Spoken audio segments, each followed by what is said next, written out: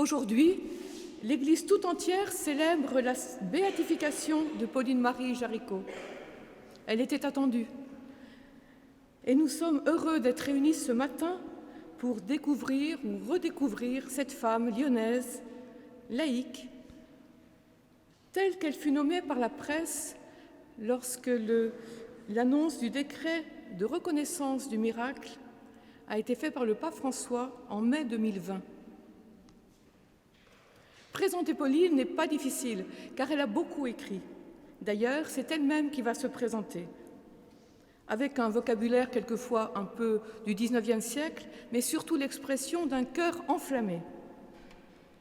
Nous avons repris le plus possible des paroles de Pauline. Vous les retrouverez en partie dans le livret qu'on vous a remis et que vous pourrez garder.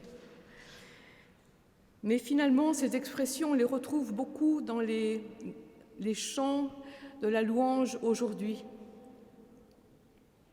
Véronique sera notre Pauline.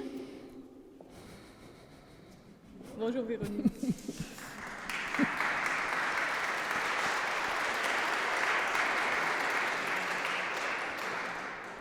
Et pour présenter Pauline, nous avons fait appel à Martine, qui est journaliste.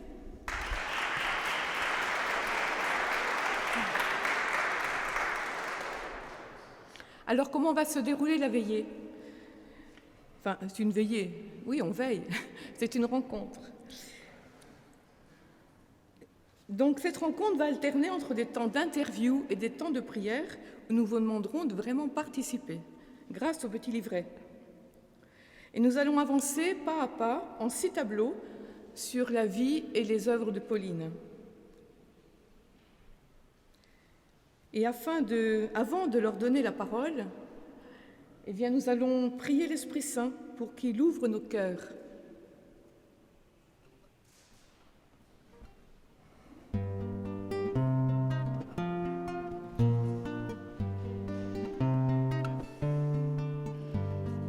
Esprit de sainteté, viens combler nos cœurs, tout au fond de nos vies, révèle ta puissance. Esprit de sainteté, viens combler nos cœurs, chaque jour fais de nous des témoins du Seigneur. Tu es la lumière qui vient nous éclairer, le libérateur qui vient nous délivrer, le consolateur, esprit de vérité, en toi l'espérance et la fidélité. Esprit de sainteté, viens combler nos cœurs, tout au fond de nos vies, révèle ta puissance. Esprit de sainteté, viens combler nos cœurs, chaque jour fais de nous des témoins du Seigneur.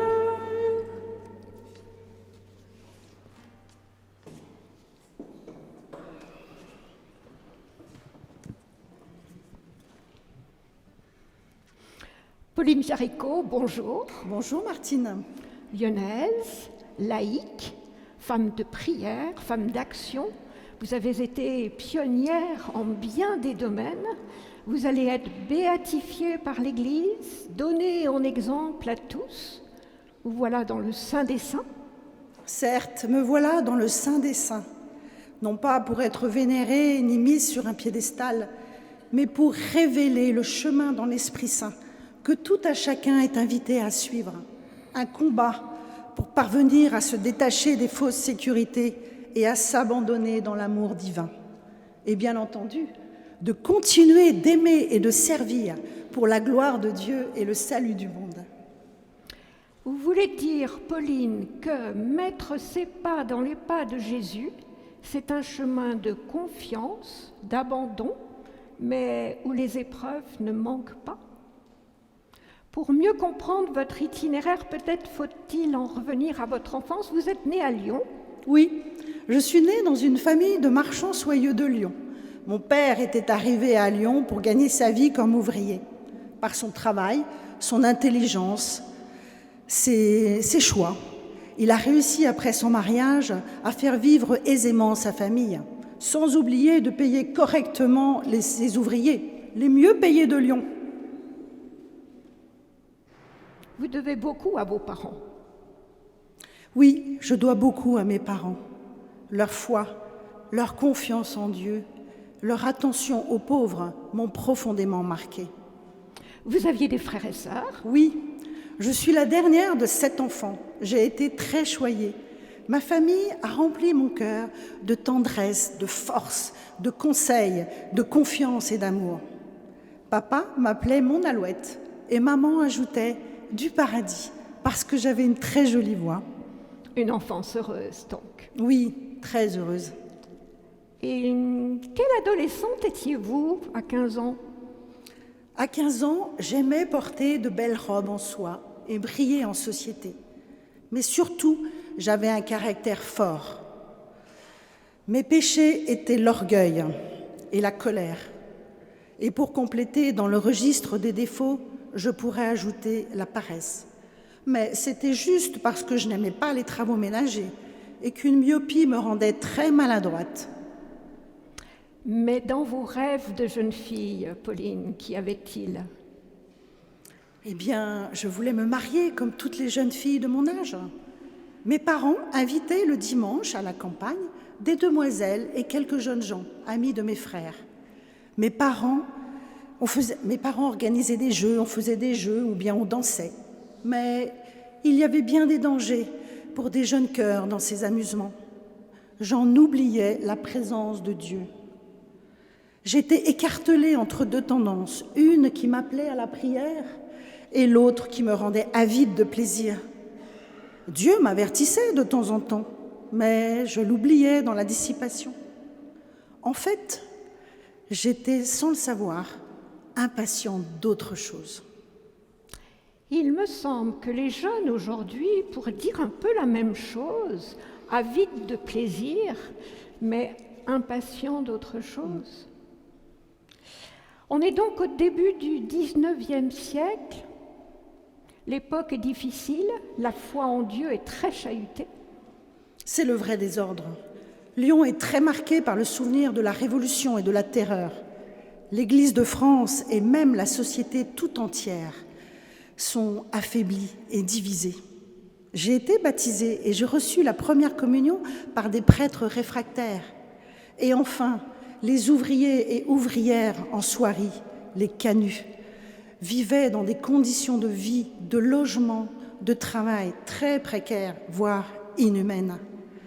C'est ainsi que les insurrections de 1831 et 1834 étaient somme toute inévitables. Une époque vraiment difficile. Mais Pauline, on dit que vivre, c'est aller de commencement en commencement. Eh bien, vous, en pleine adolescence, vous allez vivre un de ces commencements qui va bouleverser votre vie. On parle de conversion. Quel âge aviez-vous? 17 ans.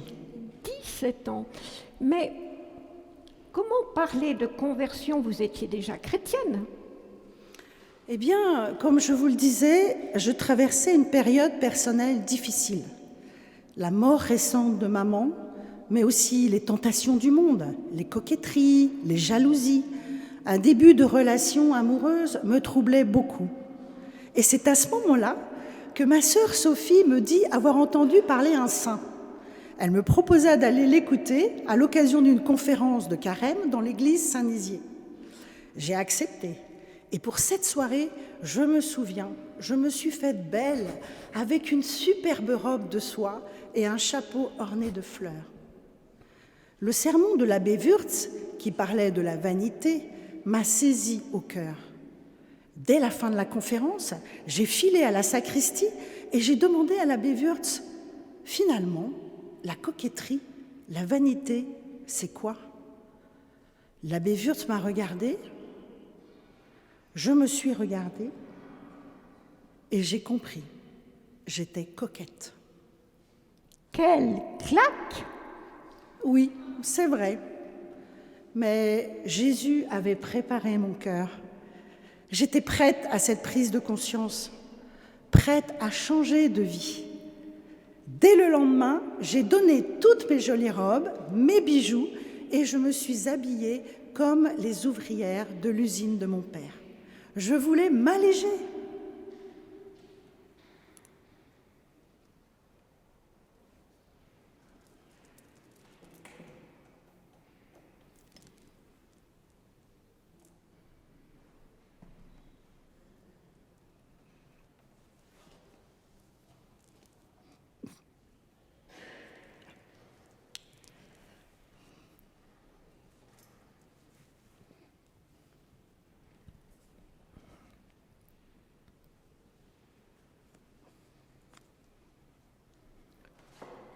Ce fut une transformation radicale. Autour de vous, on a dû vous trouver un petit peu excessive. Oui, certains m'ont même traitée de folle. J'ai quitté mes relations mondaines. J'ai vécu une grande confession libératrice. J'ai demandé pardon à ma famille des sottises et des tristesses que je leur avais causées. J'ai alors commencé à prier de manière plus intense et plus régulière. J'ai compris que c'est parce que j'étais si vivante de ma propre vie que j'avais résisté si longtemps à être dans la main de Dieu. Et puis, en allant prier plus souvent au pied du Saint-Sacrement, j'ai découvert combien les églises étaient pauvres, les tabernacles misérables. Et il y avait tant de pauvres à soigner et à nourrir. J'ai décidé de faire quelque chose. Vous découvrez que le Seigneur est négligé de toutes les manières. Oui, je voulais honorer et servir le Seigneur. Je voulais aussi ardemment me consacrer à lui, mais pas dans la vie religieuse. Après moult combats, j'ai prononcé le jour de Noël 1816, ici, à Fourvière. Mais Pauline, la basilique de Fourvière n'était pas construite à cette époque-là. Oui, en effet, c'est dans la chapelle de la Vierge Noire que j'ai fait un vœu de chasteté afin d'être l'épouse de Jésus-Christ dans le monde. Comme une laïque consacrée, en fait. Oui, c'est cela. Et celui qui s'est présenté à moi ce soir-là a rempli mon cœur de joie et m'a dit « Je suis Jésus, reconnais ma voix ». Et cette voix m'a accompagnée toute ma vie. Pauline, qu'est-ce que vous aimeriez dire aux jeunes aujourd'hui, ce matin, qui ont 17 ans? Eh bien, je voudrais leur dire que les illusions du monde sont un grand danger pour la fragilité de leur jeune cœur. Mais, quel que soit notre chemin, Jésus est là. Jésus attend chacun de nous. Jésus a donné sa vie pour nous. N'ayons pas peur. Il est l'amour.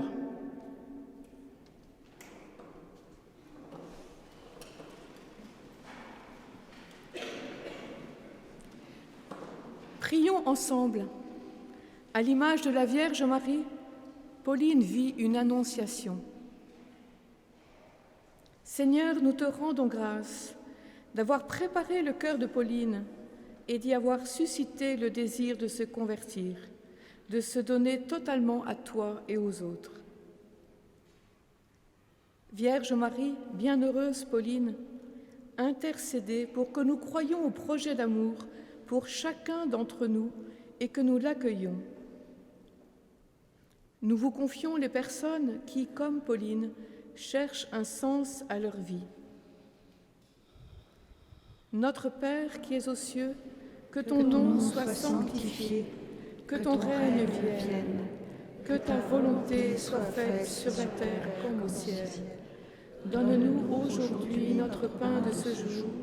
Pardonne-nous nos offenses, comme nous pardonnons aussi à ceux qui nous ont offensés. Et ne nous laisse pas entrer en tentation, mais délivre-nous du mal. Je vous salue Marie, pleine de grâce. Le Seigneur est avec vous. Vous êtes bénie entre toutes les femmes. Et Jésus, dont la venue bouleverse vos projets, le fruit de vos entrailles est béni. Sainte Marie, Mère de Dieu, priez pour nous pauvres pécheurs, maintenant et à l'heure de notre mort. Je vous salue Marie, pleine de grâce. Le Seigneur est avec vous. Vous êtes bénie entre toutes les femmes.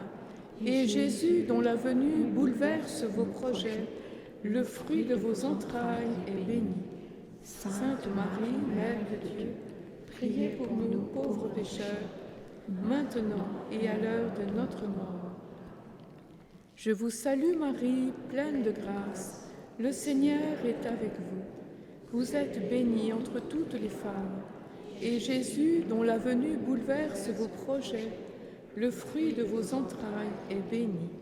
Sainte Marie, Mère de Dieu, priez pour nous pauvres pécheurs, maintenant et à l'heure de notre mort.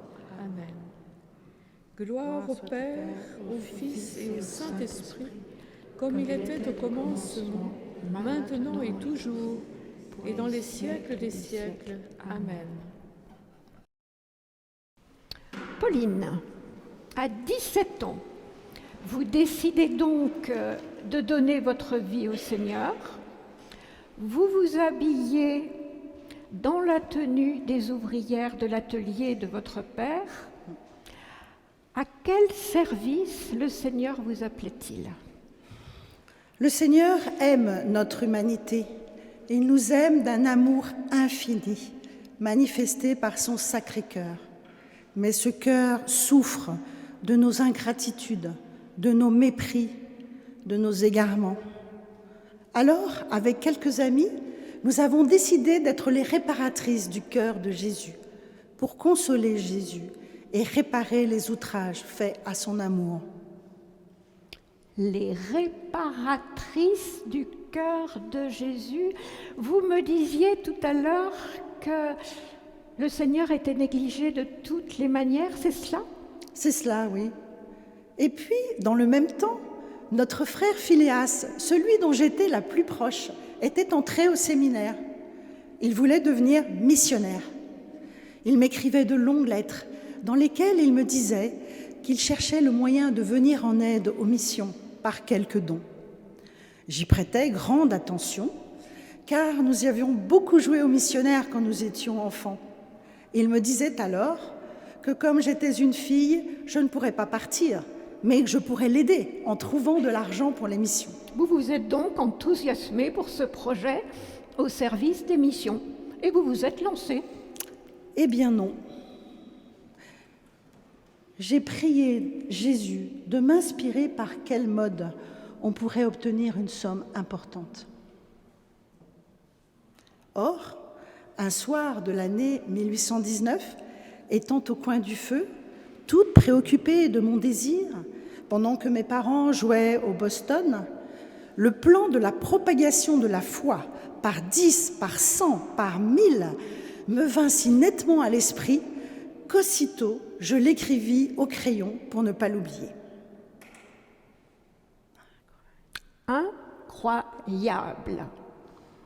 Votre conversion, votre frère Philéas comme intermédiaire et l'Esprit de Dieu qui se joint à votre esprit pour l'inspiration du plan. Quelle inspiration divine!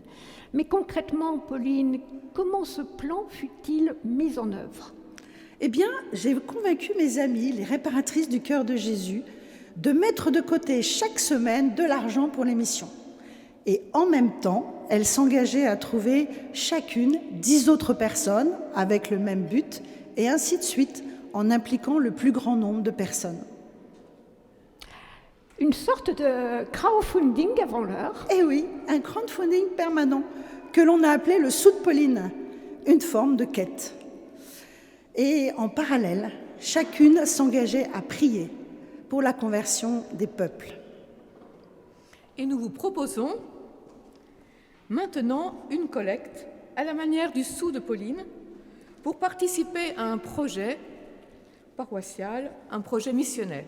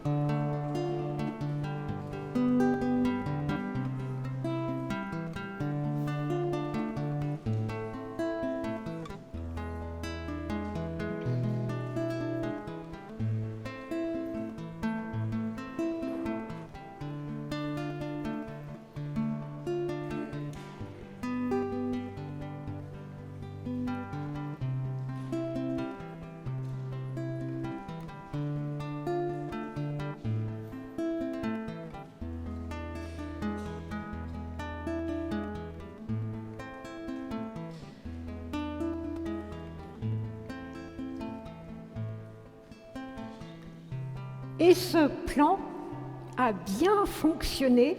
Il a essaimé dans toute la France et dans le monde entier. L'Association pour la propagation de la foi était née. Et nous étions en 1822 et cette œuvre est à l'origine des œuvres pontificales missionnaires, les OPM. Qui donc oserait s'en attribuer la gloire? Que nous en a-t-il coûté d'en offrir le plan qui s'était placé comme de lui-même sous votre crayon? C'est l'ouvrage de votre charité, Seigneur. C'est vous qui aviez préparé et tout fait. Prions ensemble. Seigneur, nous te rendons grâce d'avoir choisi Pauline, faiseuse de plans, comme crayon dans ta main, pour l'œuvre de la propagation de la foi qui évangélise les peuples.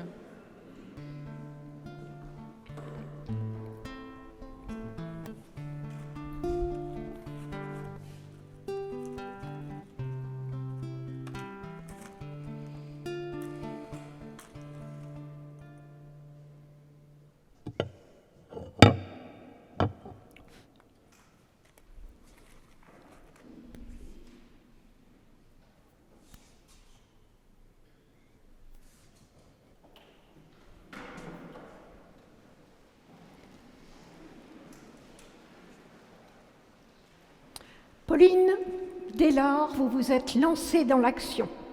Soigner les malades, soulager, secourir, consoler les pauvres, écouter, partager, œuvrer, évangéliser, propager la foi, l'amour de Dieu. Je suis faite pour l'action. Je veux demeurer libre d'aller là où les besoins sont les plus grands. Mais voilà que l'abbé Wurst vous demande de vous retirer dans la prière. Cela n'a pas dû être facile. Oui, c'était une vie d'agitation continuelle. En me donnant sans réserve dans les œuvres bonnes, j'en oubliais que Jésus devait toujours en être la source. L'abbé Wurtz parlait de mon métier, il fallait stopper. Mais vous avez accepté cette direction spirituelle sans poser de questions. Vous me disiez tout à l'heure que votre péché était l'orgueil. Je vois là plutôt l'expression d'une grande humilité chez vous. Ce fut sans doute un acte d'obéissance pour moi. Je faisais confiance à mon confesseur et puis au fond de moi, je voulais suivre Jésus et je lui avais donné mon cœur.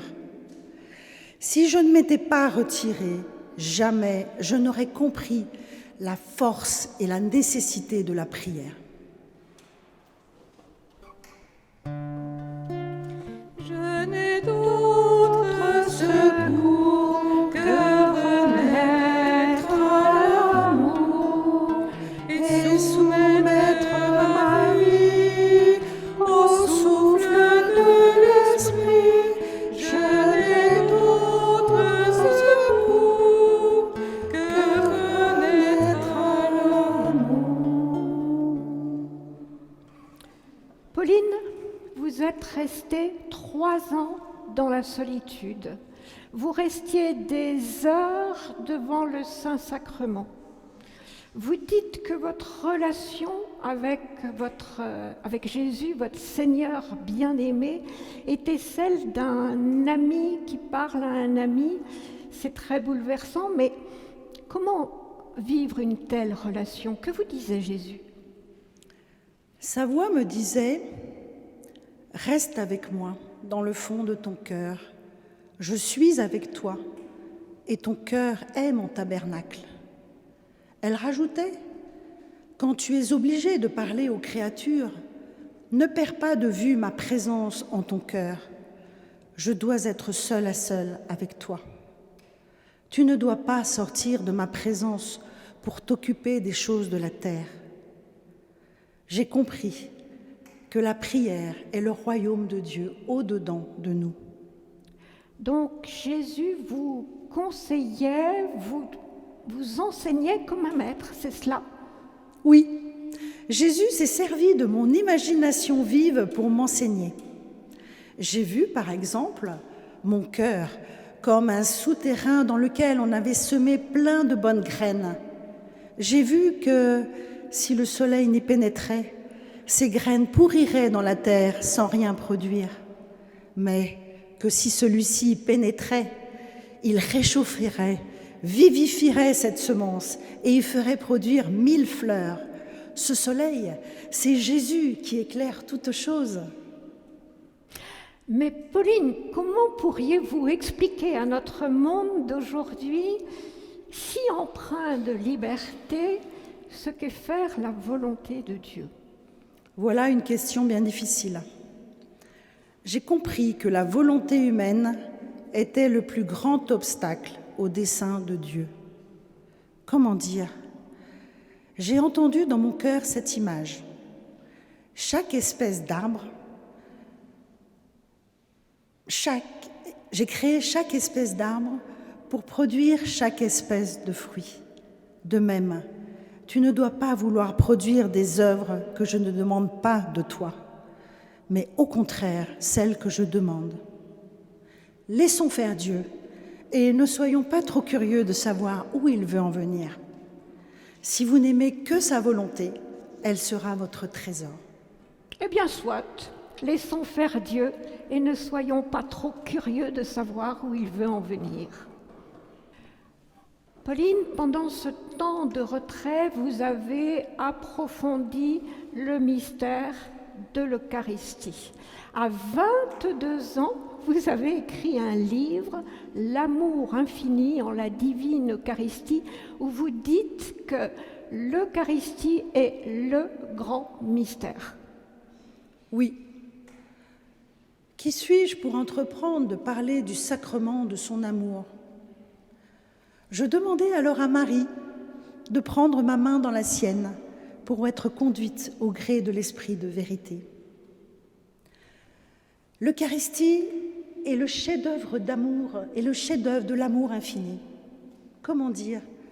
Par ce sacrement, notre Seigneur Jésus a trouvé le moyen d'unir l'homme si intimement à lui. Quel mystère! Vous receviez la communion presque quotidiennement. C'était une nécessité pour vous.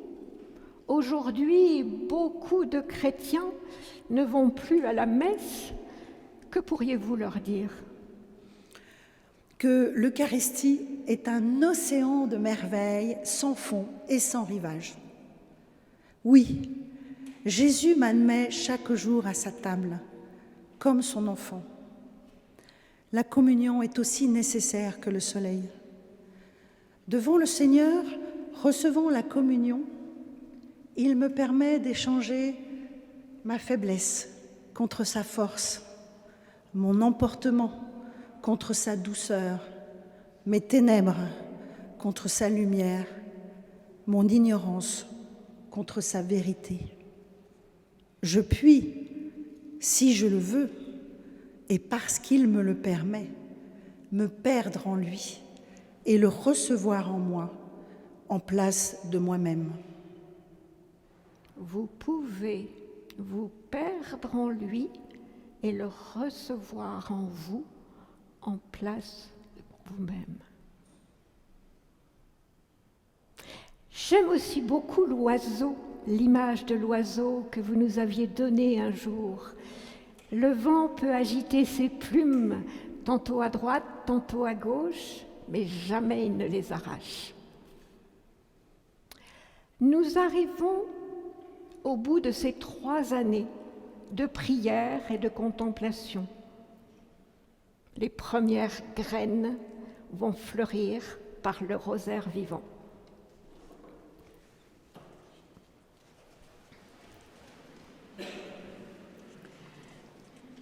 Prions ensemble et méditons sur l'Eucharistie.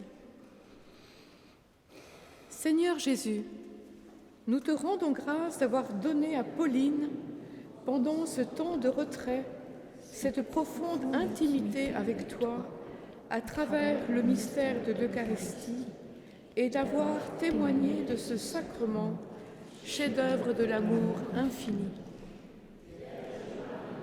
Bienheureuse Pauline, intercédez pour que nous ouvrions largement notre cœur pour accueillir ce don de l'amour infini en la divine Eucharistie.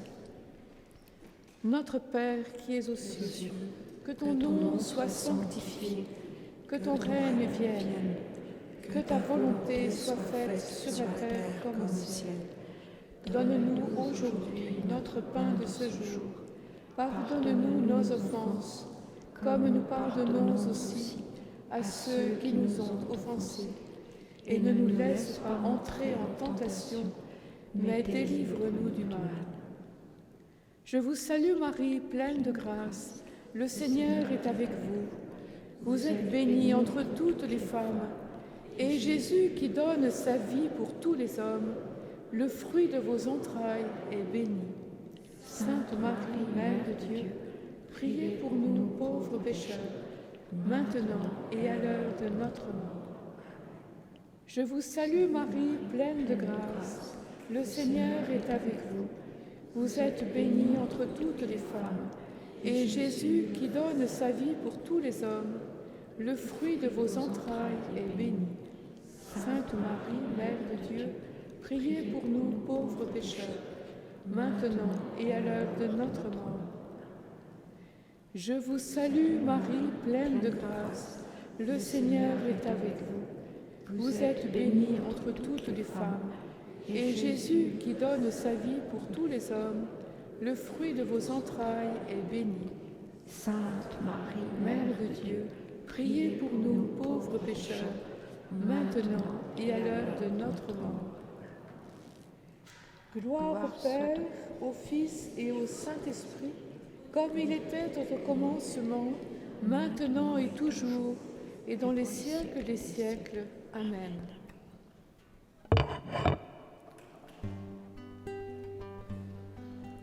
Prenez et mangez, ceci est mon corps. Prenez et buvez, voici mon sang.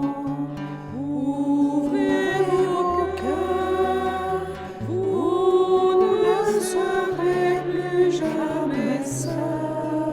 Je vous donne ma vie. Demeurez en moi, comme je demeure en vous. Qui demeure en mon amour, celui-là portera du fruit. Comme Dieu m'aime, ainsi je vous ai aimé. Gardez mes paroles, vous recevrez ma joie. Prenez et mangez, ceci est mon corps. Prenez et buvez, voici mon sang. Ouvrez vos cœurs, vous ne serez plus jamais seuls. Je vous donne ma vie. Je vous ai choisi pour que vous portiez du fruit.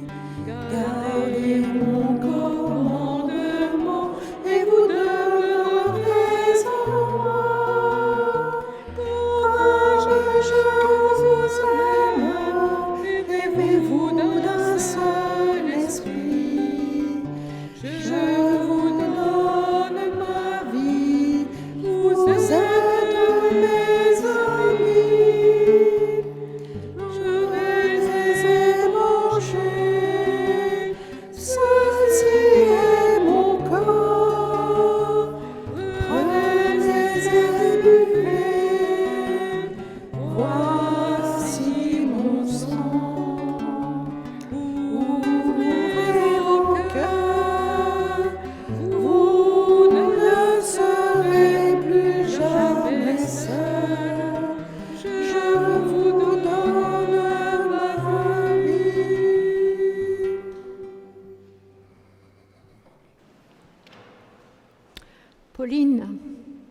La mort de l'abbé Wurst va marquer une nouvelle étape pour vous. Toujours animé d'un zèle apostolique, vous sortez de votre souterrain, plein de petites graines, pour vous lancer à nouveau dans l'action. On est en 1826 et vous aviez 27 ans. Oui, tout à fait. Vous savez, depuis longtemps, le mal croissait et la dévotion, n'osant plus se montrer, restait dans chaque bonne âme, comme un feu caché sous la cendre. Et vous avez voulu raviver ce feu. Comment vous avez fait ? Eh bien, j'avais entendu parler des admirables effets du Saint-Rosaire et je souhaitais raviver cette dévotion qui produirait dans les âmes des fruits de vie. Le rosaire est comme une histoire abrégée de la vie de notre Seigneur Jésus-Christ et de Marie. C'est un livre ouvert à tous, un fruit qui donne le goût de Dieu, une connaissance de ses mystères, une tendresse d'amour, une abondance de consolation. Et il se trouve que le pape s'inquiétait à la même époque de l'abandon de cette dévotion. Quels moyens avez-vous trouvé, Pauline, pour la raviver ? Eh bien, j'ai employé la même organisation que pour la propagation de la foi, celle d'un réseau de personnes. Au lieu que ce soit une seule personne qui, chaque jour, récite le rosaire, cette précieuse prière est dite par 15 personnes, chacune méditant un mystère par une dizaine du chapelet. S'épauler les unes les autres, voilà une bonne idée. Oui, un chapelet quotidien aurait vraiment été trop difficile à tenir pour ces femmes ouvrières débordées de travail. Et cette manière de faire a créé une fidélité, une responsabilité, une fraternité entre les associés qui venaient de tous les milieux. Le rosaire vivant était né. Et comment s'est-il développé si vite ? Eh bien, chaque membre s'engageait à s'adjoindre 5 autres membres qui, à leur tour, en amenaient 5 autres, et ainsi de suite. J'ai lu qu'un prêtre jésuite, le père Reynaud, en a donné une image. Il imaginait qu'un charbon, un seul était allumé, 3 ou 4 à demi, les autres pas du tout. Et le père Reynaud expliquait, si vous les rapprochez, ça devient un brasier. C'est simple, il suffit de les rapprocher. Mais si vous les séparez, que deviendront-ils ?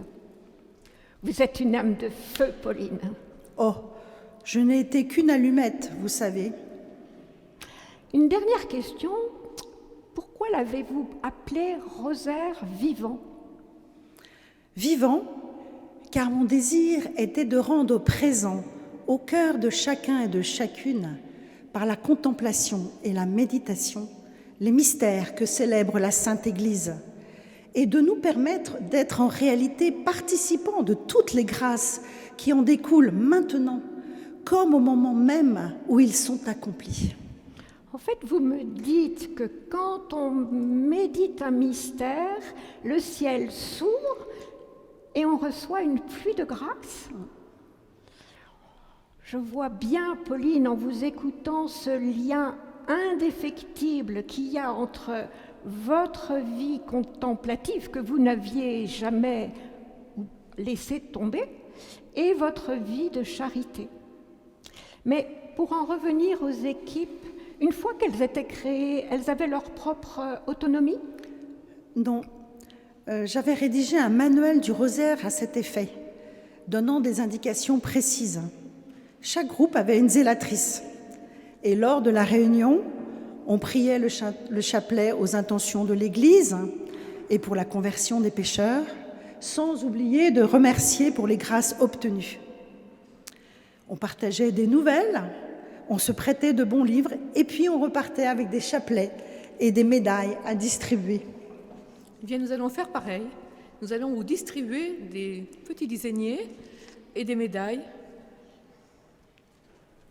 qui vont passer entre les rangs.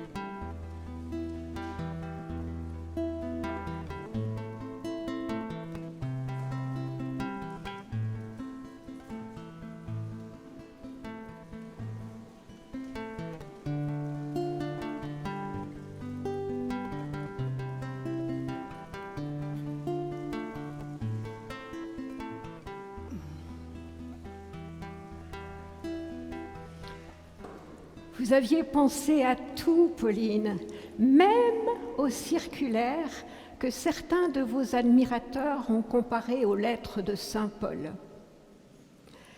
Vous aviez vraiment le souci de nourrir et de veiller sur vos équipes. Mais vous n'étiez pas seul pour cela. Je pense en particulier au père Gourdia, le curé de votre paroisse Saint-Polycarpe, qui vous a vraiment soutenu, et avec lui, beaucoup de personnes de cette paroisse vous ont rejointe. Oui, c'est vrai. Le père Gourdia a vraiment été l'ami et le père de tous ses paroissiens. Vous voyez, le rosaire est vivant. Il est vivant par l'union entre tous ceux qui y participent. Et cette œuvre du rosaire vivant fut vraiment un beau succès. Vous n'aviez que 27 ans à ce moment-là, et je crois qu'à votre mort, il y avait 2 225 000 missionnaires du rosaire vivant dans le monde entier. C'est vraiment une belle œuvre qui continue à se développer encore aujourd'hui, depuis 200 ans. Il y a donc les missionnaires du rosaire vivant et puis tous ceux qui sont venus boire à la source de Pauline depuis, je pense en particulier aux équipes du rosaire. Eh bien oui, laissons faire Dieu et ne soyons pas trop curieux de savoir où il veut en venir. Vous voyez, ça marche. Prions ensemble à la lumière du mystère de la Pentecôte.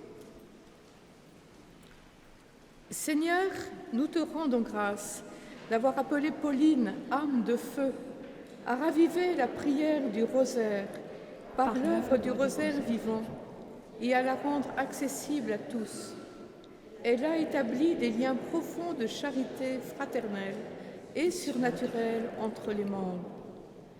Vierge Marie, bienheureuse Pauline, intercédez pour que, comme Pauline, nous ayons le désir de contempler et de faire contempler auprès du plus grand nombre l'histoire abrégée de la vie de notre Seigneur Jésus, qui nous donne le goût de Dieu, une connaissance de ses mystères, une tendresse d'amour, une abondance de consolation.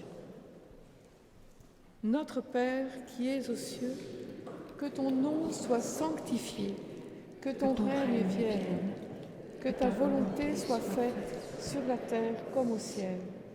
Donne-nous aujourd'hui notre pain de ce jour. Pardonne-nous nos offenses, comme nous pardonnons aussi à ceux qui nous ont offensés. Et ne nous laisse pas entrer en tentation, mais délivre-nous du mal. Je vous salue Marie, pleine de grâce. Le Seigneur est avec vous. Vous êtes bénie entre toutes les femmes. Et Jésus qui nous envoie en mission, le fruit de vos entrailles est béni. Sainte Marie, Mère de Dieu, priez pour nous pauvres pécheurs, maintenant et à l'heure de notre mort. Amen. Je vous salue Marie, pleine de grâce. Le Seigneur est avec vous. Vous êtes bénie entre toutes les femmes. Et Jésus qui nous envoie en mission, le fruit de vos entrailles est béni. Sainte Marie, Mère de Dieu, priez pour nous pauvres pécheurs, maintenant et à l'heure de notre mort. Je vous salue Marie, pleine de grâce. Le Seigneur est avec vous. Vous êtes bénie entre toutes les femmes, et Jésus, le fruit de vos entrailles, est béni. Sainte Marie, Mère de Dieu, priez pour nous pauvres pécheurs, maintenant et à l'heure de notre mort. Amen. Gloire au Père, au Fils et au Saint-Esprit, comme il était au commencement, maintenant et toujours, et dans les siècles des siècles. Amen.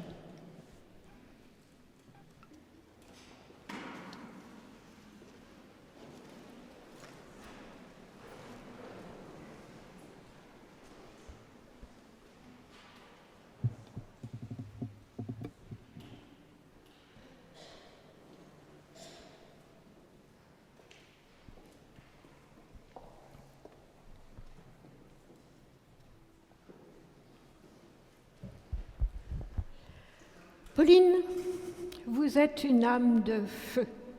Nous l'avons bien compris. Toujours avec des nouvelles idées pour aimer, servir et suivre Jésus. Et pourtant, vous n'avez pas été épargnée par les épreuves. Comme dans toute vie, je crois. D'abord, je n'ai jamais eu une bonne santé. Puis, j'ai perdu très jeune une partie de ma famille qui m'avait choyée dans mon enfance. Je vous ai parlé de la mort de maman, mais j'ai perdu aussi des frères et sœurs. Narcisse et Sophie, ma grande sœur que j'aimais tant. Et enfin Philéas, mon frère le plus proche. Il avait 33 ans, j'en avais 31. Je comptais beaucoup sur lui. J'avais besoin de lui pour me soutenir dans mon service auprès des pauvres. Près de lui, je me sentais aimée et comprise. Quand il est mort, mon seul recours fut la prière. Je me suis réfugiée auprès du Consolateur, dans l'Eucharistie. Au début, les cris de ma souffrance m'empêchèrent d'entendre la voix de Jésus. Mais peu à peu, la tempête s'est calmée, même si j'ai souffert longtemps de me retrouver seule. Certes, j'étais entourée d'amis fidèles, mais je me sentais profondément seule. Jésus était mon sauveur. Il voulait être aussi mon unique soutien. Vous voulez dire qu'au cœur de votre souffrance, c'est le Seigneur lui-même qui est venu sécher les larmes de vos yeux. Oui. J'ai compris qu'aucune créature n'est nécessaire à l'accomplissement des desseins de la Providence. J'ai compris qu'aussi précieux qu'ait été le rôle joué par mon cher frère Philéas, mon espérance ne pouvait et ne devait être mise qu'en Dieu seul. Et j'ai trouvé la consolation et le réconfort pour continuer la route. Ce sont de bien grandes souffrances. Mais Pauline, vous n'avez pas encore évoqué cette grande œuvre, celle de votre engagement pour le monde ouvrier. Vous pourriez nous en parler ? Oui. Durant la révolte des Canuts et les troubles qui ont agité Lyon au début des années 1831, j'ai vu la misère des ouvriers et celle de leurs familles. Les personnes riches ne se doutent pas, au sein de l'abondance et de la sécurité, de ce qu'éprouve un père, une mère, auquel des enfants demandent du pain quand le travail manque ou que la maladie ne le permet pas. Du pain, de l'argent, ah, qu'il est bon d'en avoir pour en donner. Quand j'étais petite, je disais à maman que je voulais avoir un puits rempli d'or pour aider les pauvres jusqu'à ce qu'il n'y en ait plus un seul dans la misère. Vous dites que ceux qui vivaient dans les anses passaient à côté des pauvres sans les voir ? Oui, mais il y avait pire encore. De quoi voulez-vous parler, Pauline ? De la violence, de l'alcoolisme, de ces jeunes filles de la rue Mercière, les jeunes canuses que vous aviez fait embaucher par votre sœur Laurette à Saint-Vallier pour leur éviter la prostitution ? Oui. J'ai toujours cherché devant Dieu comment, à la fois, améliorer leurs conditions, mais aussi leur apporter la bonne nouvelle. Ma fidélité auprès des malheureux m'a fait découvrir dans leurs âmes de plus grandes misères que celles des maladies du corps. Et en 1845, j'ai senti se préparer dans mon âme le plan d'une usine dans l'esprit de l'Évangile. Je voulais rendre l'époux à l'épouse, le père à l'enfant et Dieu à l'homme. Je voyais une usine, mais aussi des bâtiments pour loger les familles, une école et une chapelle. Mais c'est un projet beaucoup trop immense pour vous. Oui, il me fallait bien sûr des appuis. Alors, par le Rosaire Vivant, j'ai contacté un ami banquier à Grenoble, Gustave Perret, en qui j'avais toute confiance. Mais il était en train de faire faillite. Alors, j'ai eu pitié de lui et de sa famille et je les ai accueillis à Lorette. Il m'a alors parlé d'un de ses amis qui pourrait me proposer une usine à Rustrel, en Ardèche. Si je n'avais pas été aussi myope, peut-être aurais-je vu les expressions hypocrites de cet homme. Pourquoi vous dites cela, Pauline? Vous aviez des raisons de vous méfier? Non, mais peut-être me suis-je laissé séduire par son apparente piété. À Lorette, certaines parmi les filles de Marie, comme Maria Dubuis, ne l'aimaient pas. Maria m'a dit un jour « C'est malheureux, mais je ne peux pas m'empêcher de penser que tout cela ne soit trop beau pour être vrai. » Elle avait peur que des ennuis nous viennent de tout ce monde trop poli pour être honnête. En fait, vous avez compris, mais un peu tard, que ces deux hommes avaient fomenté un plan pour vous escroquer, vous et tous les petits souscripteurs. Mais quand même, une chose m'étonne, Pauline, vous n'aviez personne autour de vous pour vous aider, vous conseiller? Si, le pape m'a toujours gardé sa confiance, quelques hommes d'église et des amis fidèles. Mais c'est vrai que ma famille m'a beaucoup manqué à ce moment-là. Paul était malade, mon beau-frère Victor, qui était de bon conseil, est mort en 1842, et Sophie en 1844. Mes neveux et nièces étaient trop jeunes. J'étais seule. Il serait trop long de tout vous raconter. Vous avez donc abandonné. J'aurais pu, mais l'usine était viable et j'ai relancé l'affaire. C'était impossible avec mes propres ressources. Alors, une amie a décidé de m'aider et d'investir une somme importante.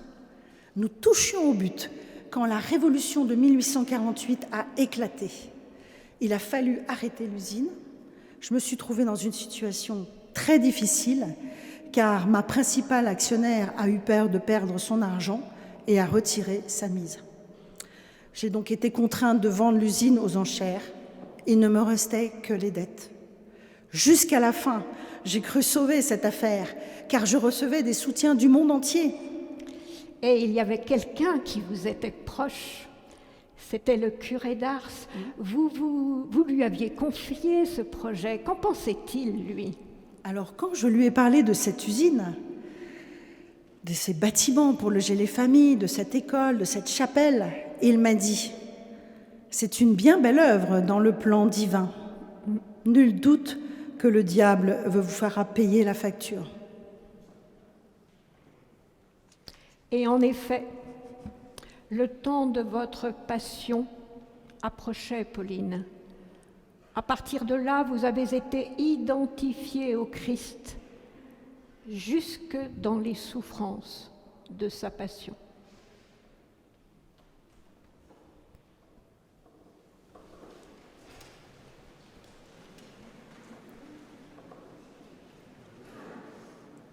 Prions ensemble. Seigneur, nous te rendons grâce d'avoir appelé Pauline à porter le souci des pauvres, d'avoir mis en son cœur le souci de la dignité humaine et d'avoir tout mis en œuvre pour eux.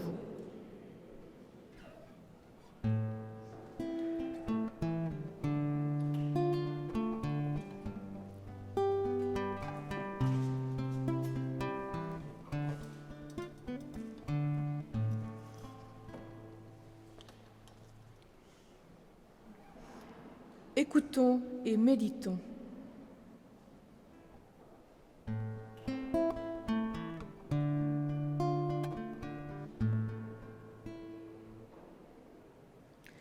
Jésus-Christ dit « Ma vie, nul ne la prend, mais c'est moi qui la donne. » Et vous, Pauline, dès le début de votre vie, lorsque la voix de Jésus vous a demandé « Veux-tu souffrir et mourir pour moi ?» vous avez entrevu l'appel à être victime, appel qui résonnera en vous jusqu'à votre mort. Vous disiez « Mon seul trésor, c'est la croix. »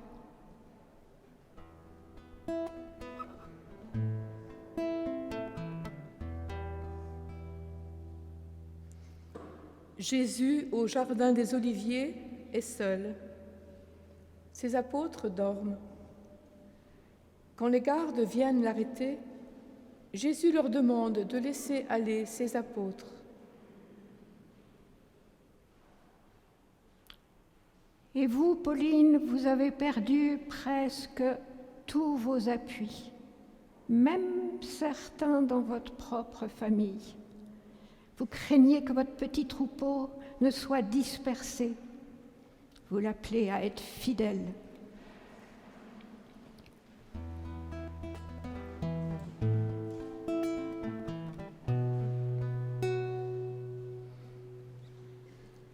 Jésus, condamné par la foule et par Pilate, garde le silence. Et vous, Pauline, vous faites face à de nombreux procès. Vous êtes de plus en plus seule.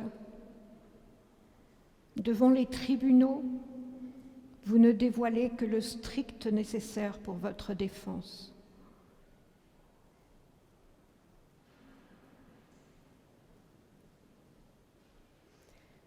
Jésus est moqué, raillé par les soldats. Il est dépouillé de ses vêtements. Et vous, Pauline, vous découvrez votre maison de Lorette dévastée par les révolutionnaires. La commission de Fourvière veut l'acquérir. Vous êtes dépossédée de la fondation de la propagation de la foi. Vous êtes traitée de fourmis qu'il faut écraser, d'hypocrites, de folles par les personnes les plus honorables et les plus honorées de la ville de Lyon. Vous menez le combat non pour vous-même, mais pour les tout-petits. Votre dernière parole à Maria Dubuis fut de lui dire « Faites tout ce que vous pourrez afin de payer ce qui reste dû à nos amis pauvres. »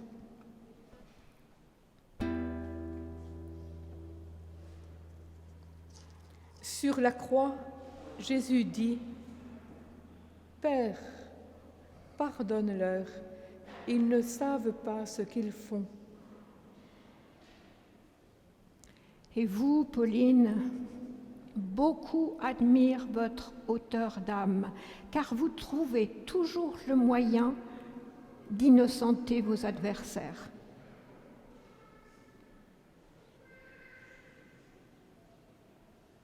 Jésus dit encore « Père, entre tes mains, je remets mon esprit. »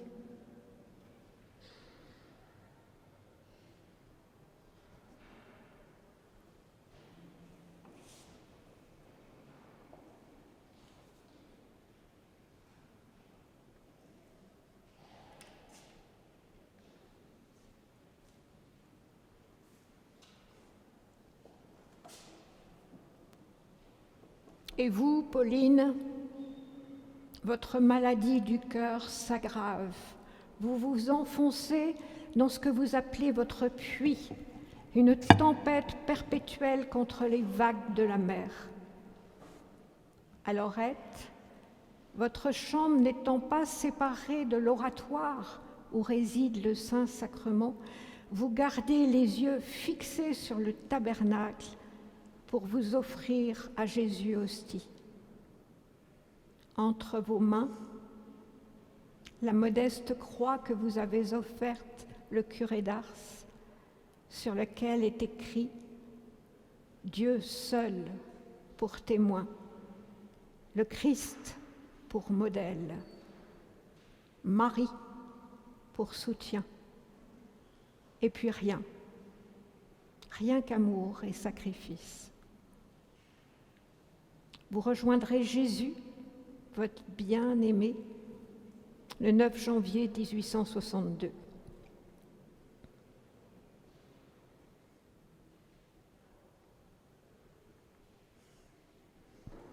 Prions ensemble avec le mystère du portement de croix. Seigneur, Nous te rendons grâce de nous avoir donné Pauline pour sa foi, sa confiance, sa force d'âme, sa douceur et l'acceptation sereine de toutes les croix. Vierge Marie, bienheureuse Pauline, intercédez pour que nous obtenions toutes les grâces nécessaires pour accueillir ce qui nous est donné de vivre chaque jour pour suivre Jésus. Nous vous confions toutes les personnes qui souffrent. Notre Père, qui es aux cieux, que ton nom soit sanctifié, que ton règne vienne, que ta volonté soit faite sur la terre comme au ciel. Donne-nous aujourd'hui notre pain de ce jour. Pardonne-nous nos offenses, comme nous pardonnons aussi à ceux qui nous ont offensés. Et ne nous laisse pas entrer en tentation, mais délivre-nous du mal. Je vous salue Marie, pleine de grâce. Le Seigneur est avec vous. Vous êtes bénie entre toutes les femmes, et Jésus qui m'aide à porter ma croix, le fruit de vos entrailles, est béni. Sainte Marie, Mère de Dieu, priez pour nous pauvres pécheurs, maintenant et à l'heure de notre mort. Amen. Je vous salue Marie, pleine de grâce. Le Seigneur est avec vous. Vous êtes bénie entre toutes les femmes, et Jésus qui m'aide à porter ma croix, le fruit de vos entrailles, est béni. Sainte Marie, Mère de Dieu, priez pour nous pauvres pécheurs, maintenant et à l'heure de notre mort. Amen. Je vous salue Marie, pleine de grâce. Le Seigneur est avec vous. Vous êtes bénie entre toutes les femmes, et Jésus qui m'aide à porter ma croix, le fruit de vos entrailles, est béni. Sainte Marie, Mère de Dieu, priez pour nous pauvres pécheurs, maintenant et à l'heure de notre mort. Amen. Gloire au Père, au Fils et au Saint-Esprit, comme il était au commencement, maintenant et toujours, et dans les siècles des siècles. Amen.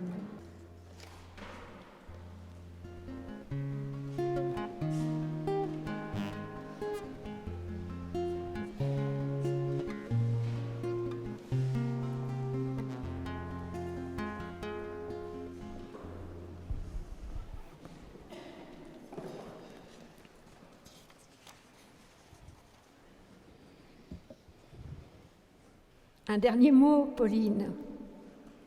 Votre vie est vraiment un trésor à méditer et à vivre. Vous êtes notre grande sœur dans la foi. Nous avons tant à apprendre de vous. S'il vous plaît, encore un mot. Quel est votre secret? Mon secret, c'est Jésus, mon Seigneur bien-aimé.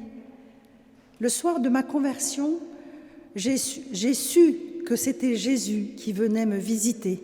Il ne m'a jamais quittée. Ma vie quotidienne a été illuminée par l'Eucharistie et par l'adoration du Saint-Sacrement.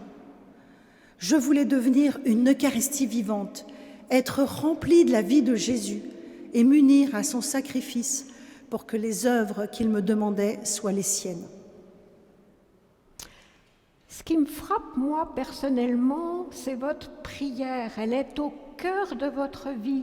Souvent, vous vous êtes levé la nuit pour servir le jour. Et puis, vous êtes simple, Pauline.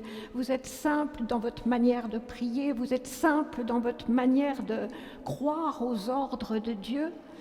Vous êtes simple aussi dans votre façon de vous comporter en Église. Parce que malgré votre forte personnalité, vous vous en tenez à votre place de laïque. Et en plus, vous pensez que cette place est la meilleure.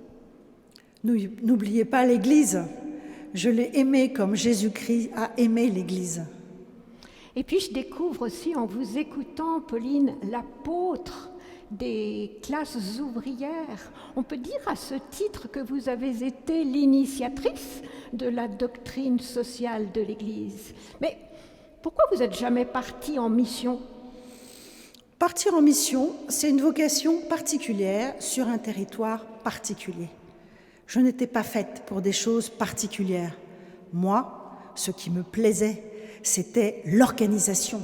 Vous diriez aujourd'hui le réseau.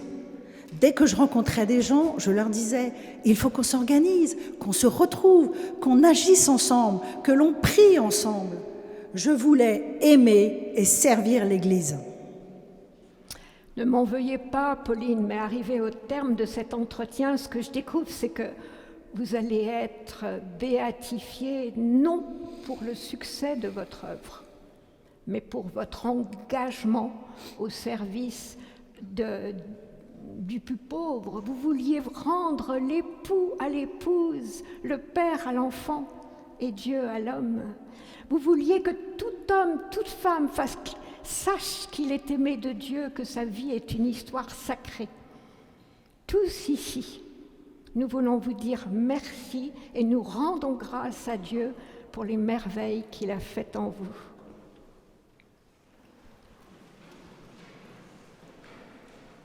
Le ciel a accueilli Pauline le 9 janvier 1862.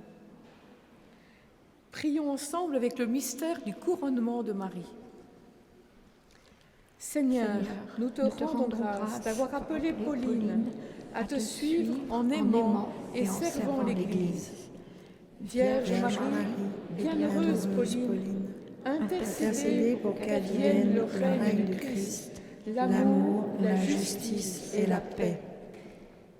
Notre Père qui es aux cieux, que ton nom soit sanctifié, que ton règne vienne, que ta volonté soit faite sur la terre comme au ciel.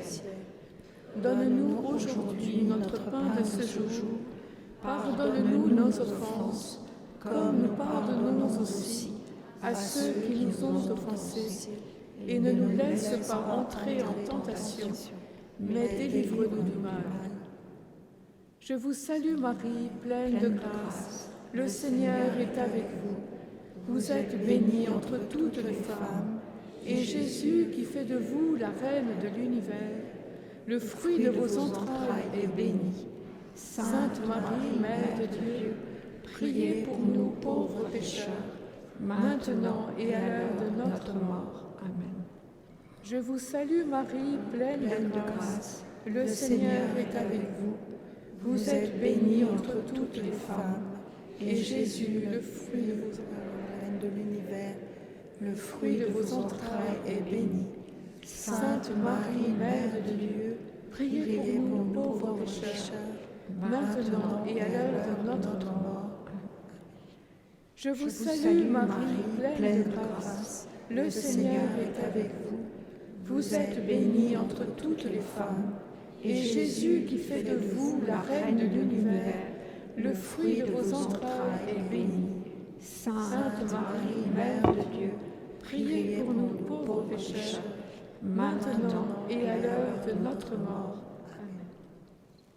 Gloire au Père, au Fils et au Saint-Esprit, comme il était au commencement, maintenant et toujours, et dans les siècles des siècles. Amen.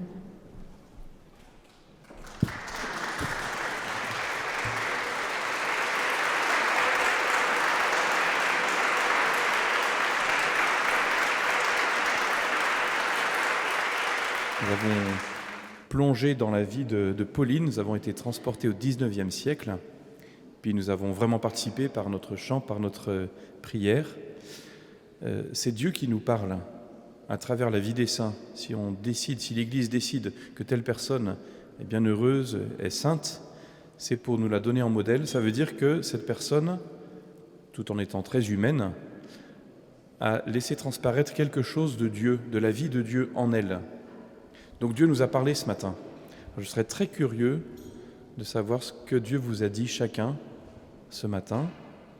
Sans doute que je ne vais pas le savoir, mais vous allez le savoir. J'invite à vous poser cette question maintenant. Qu'est-ce que Dieu m'a dit pendant ce temps-là ? Qu'est-ce qui m'a vraiment touché dans la vie de Pauline ? Qu'est-ce que j'ai découvert de Dieu, de Jésus, de Marie, de la vie du chrétien ? Qu'est-ce qui m'a vraiment touché ? Il y a peut-être plusieurs choses, mais arriver à trouver peut-être la plus importante, celle qui reste, vous n'allez plus jamais oublier ça. Ce matin, Dieu m'a parlé et il m'a fait connaître quelque chose de la vie chrétienne. Et ça, normalement, ça vous a stimulé, ça vous a motivé. Vous vous êtes dit, mais ça, moi aussi, je vais le vivre. J'ai à le vivre. Une chose précise, on ne peut pas tout vivre, mais chacun a une vocation particulière et plein de petites vocations. Il y a eu beaucoup de choses dans la vie de Pauline. Beaucoup de choses du mystère de Jésus sont apparues là pour le 19e siècle. Nous sommes au 21e et c'est encore valable de manière différente. Et certainement que le Seigneur a appelé chacun d'entre nous ce matin. Alors j'invite à le garder, pas passer tout de suite à autre chose. Aujourd'hui c'était bien, demain on fera autre chose, lundi on fera autre chose. Non, que ça laisse des traces et que ça nous transforme. Et pour ça, il faut prendre le temps de le recueillir. J'invite à vous asseoir. Je remercie beaucoup les amis de Pauline pour ce travail déjà ancien, toute la mise en œuvre, et vous êtes fait aider aussi pour que ça puisse être vu comme un spectacle, mais un spectacle immersif en quelque sorte. On était dedans. Donc merci beaucoup. Et pour que ce ne soit pas seulement un spectacle, mais vraiment que ça transforme, eh bien, prenons ce temps maintenant de recueillir 2 questions. Qu'est-ce que le Seigneur m'a donné, m'a montré à travers la vie de Pauline ce matin? En tout cas, une chose que je ne veux plus oublier. Et puis, qu'est-ce que j'ai envie de vivre aussi aujourd'hui? Alors d'une autre manière, mais je sens que le Seigneur m'appelle à telle chose, tel type de choses. On va prendre quelques minutes de silence pour recueillir ça, pour répondre à ces questions.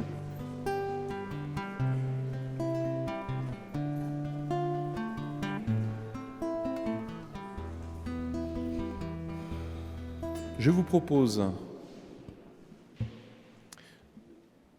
les 2 questions que je vous ai posées. Vous avez trouvé des réponses? Qu'est-ce que le Seigneur m'a dit ce matin? Qu'est-ce qui m'a beaucoup touché dans cette vie de Pauline? Une chose. Et qu'est-ce que je me sens appelé à faire? Qu'est-ce que j'aurais envie de faire? Je ne sais pas comment, mais j'aurais envie de faire.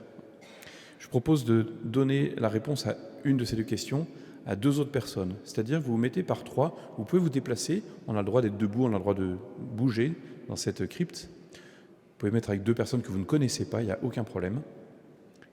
Et en fait, simplement, on ne fait pas de discussion, on ne fait pas de débat, on ne cherche pas la bonne réponse, mais chacun fait le cadeau à 2 autres personnes de ce qu'il a reçu ce matin. Voilà ce qui m'a énormément touché, j'ai beaucoup aimé découvrir ça dans la vie de Pauline. Ou bien, je me sens appelé, je voudrais vraiment faire telle ou telle chose. Voilà. On donne ça en le disant en 1 ou 2 minutes à 2 personnes qui n'ont pas besoin de réagir, ou simplement de réagir, elles peuvent positivement dire « Ah oui, ça me touche beaucoup ce que vous me dites, voilà ». Mais on ne rentre pas dans une réflexion. Quand une personne a fini de parler, une deuxième va dire « Eh bien moi, ce qui m'a touché, c'est ça », ou « Ce que j'aurais envie de faire, c'est ça ». Puis ensuite, la troisième, voilà. On peut se donner une dizaine de minutes pour ça à peu près. Donc vous mettez par 3, tout simplement, parce que si on se met par 15, eh bien en fait, ça prend beaucoup de temps d'écouter tout le monde. Alors qu'à 3, on peut vraiment être à l'écoute de l'autre. Vous avez le droit de vous déplacer, et puis dans quelques temps, 10 minutes, 15 minutes, on prendra ce temps de louange. Merci.